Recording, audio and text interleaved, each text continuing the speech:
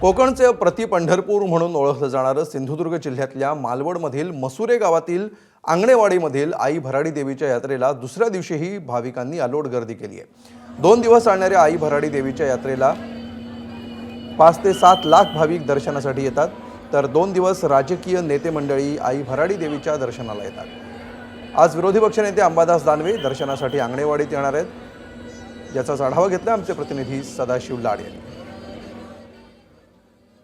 लाखो भाविकांचं श्रद्धास्थान असलेल्या आणि नवसाला पावणाऱ्या अशा ख्याती असलेल्या आई भराडी देवीची यात्रेचा आजचा दुसरा दिवस आहे आणि या ठिकाणी आपण जर पाहिलं असेल तर दुसऱ्या दिवशी देखील भाविकांची मोठी गर्दी आंगणेवाडी भराडी देवीच्या मंदिर परिसरात आपल्याला पाहायला मिळते। दर्शन रांगण देखील आज फुल असल्याचं चित्र आहे।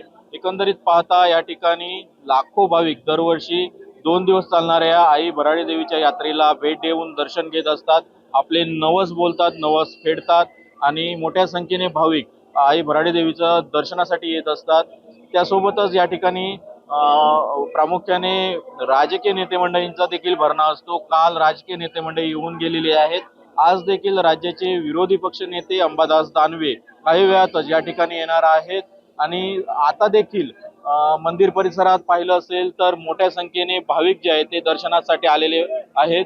एकंदरीत पाहता या ठिकाणी 2 दिवस ही यात्रा चालते आणि 2 दिवस या यात्रेत 7 ते 8 लाख भाविक भेट देऊन दर्शन घेत असतात। त्यामुळे सध्या देखील मंदिर परिसरात भाविकांची गर्दी जी आहे ती आपल्याला पाहायला मिळते। कॅमेरा पर्सन परेश सदाशिव लाड, एबीपी माझा, आंगणेवाडी, सिंधुदुर्ग। एबीपी माझा, उघडा डोळे बघा नीट।